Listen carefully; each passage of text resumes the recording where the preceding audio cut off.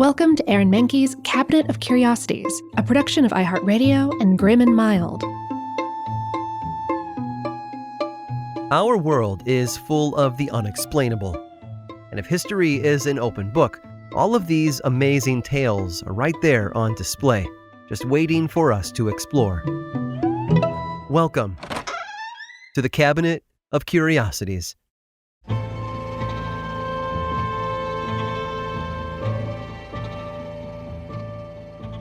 Like a lot of people, I had fun dabbling with Pig Latin when I was a kid. It was probably my first foray into speaking in code. And even though Pig Latin isn't exactly the most secretive language out there, it is part of what made me interested in cryptography. Now, the word cryptography can be broken down into two parts: crypt, meaning hidden, and graphy, meaning writing. The practice of hiding messages by writing in code has been traced back all the way to ancient Egypt, and cryptography has played a role in major events throughout history. Take World War II, for example. The German army broadcast radio messages written with their Enigma code. The British army was able to crack the cipher, which helped the Allies win the war. With a history like that, it's no wonder the CIA has an entire team dedicated to cryptography, encryption, and code breaking. And this team is doing way more than talking in Pig Latin. They're the world's foremost experts on how to speak in secret. Most of these cryptographers work at the CIA headquarters in Langley, Virginia. And in one of the courtyards outside the main building, there is something that sticks out: a 12-foot-tall sculpture that's covered in seemingly random jumbles of letters. The sculpture is called Kryptos, the Greek word for hidden. It was created by artist Jim Sanborn and installed in 1990. When you walk up to it, you see a huge vertical cylinder made out of petrified wood. Coming out of that cylinder, almost like paper coming out of a scroll, is a long, wavy slab of copper. The copper is divided into 4 sections, and each section has letters carved onto it. At first glance, it looks like gibberish, but each of those sections actually has an encrypted message inside of it. The first one is supposed to be the easiest to solve, and they get more difficult as you go.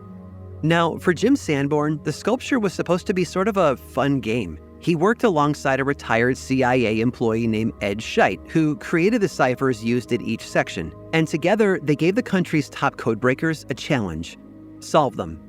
Now, at first, CIA cryptographers laughed. They figured this little game would be a piece of cake. But it wasn't. According to CIA records, it took almost 3 years for a group of analysts to solve the first 3 sections of Kryptos. The first section was a confusing, somewhat poetic statement. It said, and I quote, "Between subtle shading and the absence of light lies the nuance of illusion." That last word, illusion, was slightly misspelled to make the code more difficult to break. Section 2 was a lot longer and even more confounding. It began with the words, "It was totally invisible. How's that possible?" And it ended with a series of numbers that appeared to be geographical coordinates. The third section was also pretty long, and definitely the most unsettling. It tells the story of someone climbing through a dark and narrow passage, lit only by the flame of a single candle, then finding their way into a room. This section ended with the words, "Can you see anything?" And the answer to that is, well, not really. It's been 30 years since the experts cracked these 3 codes, but the 4th section of Kryptos is still a mystery. Nobody, not online sleuths, not computer coding experts, and not the country's top codebreakers, has been able to figure it out.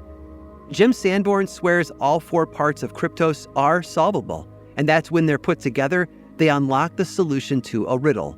So the answer is there, hidden inside the sculpture's strange twisting copper, just waiting to be revealed.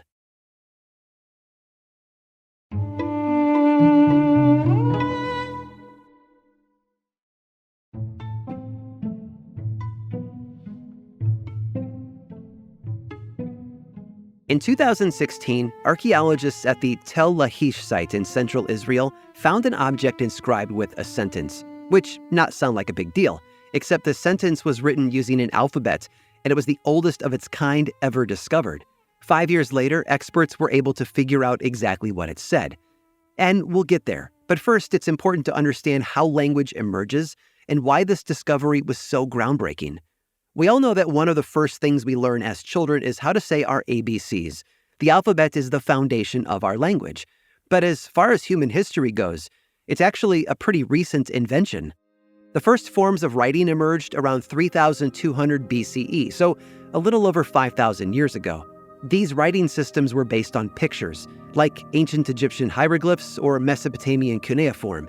In these languages, a symbol usually stood for an entire word or an idea, and that meant that if you wanted to learn how to read and write, you needed to know hundreds of different symbols. If you struggled to sing your ABCs as a kid, well, this would have been a whole lot tougher. Back then, reading and writing were very difficult skills to master. Although it's hard to say for sure, archaeologists and historians estimate that only between 1% and 5% of ancient Egyptians were literate. This meant writing and reading were reserved for the upper classes, and the archaeological writings that we have from this period are largely from royal communications, religious storytelling, or business dealings.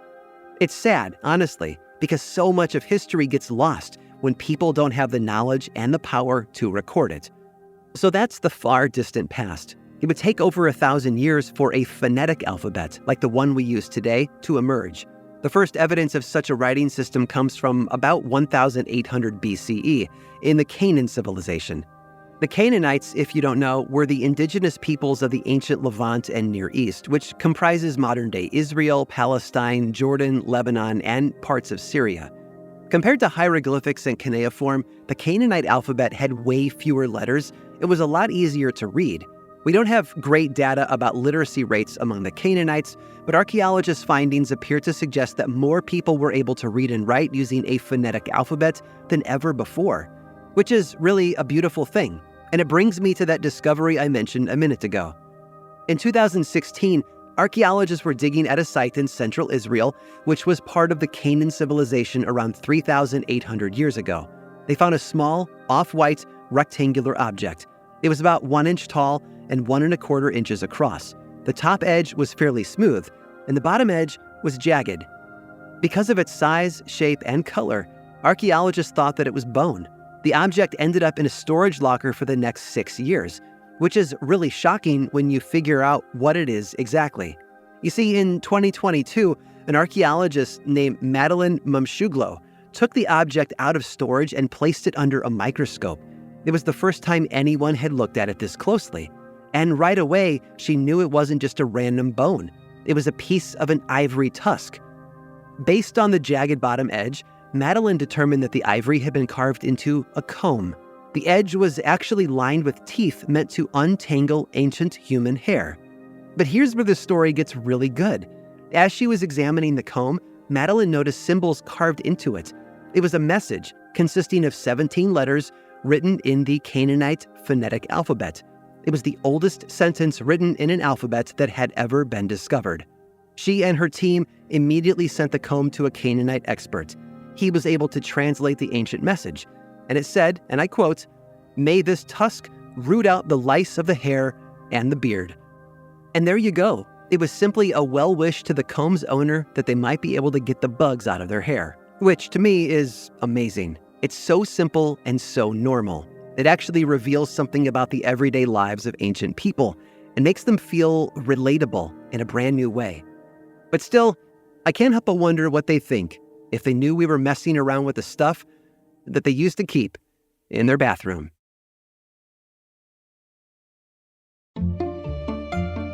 I hope you've enjoyed today's guided tour of the Cabinet of Curiosities. Subscribe for free on Apple Podcasts or learn more about the show by visiting curiositiespodcast.com. This show was created by me, Aaron Mahnke, in partnership with How Stuff Works. I make another award-winning show called Lore, which is a podcast, book series, and television show, and you can learn all about it over at theworldoflore.com. And until next time, stay curious.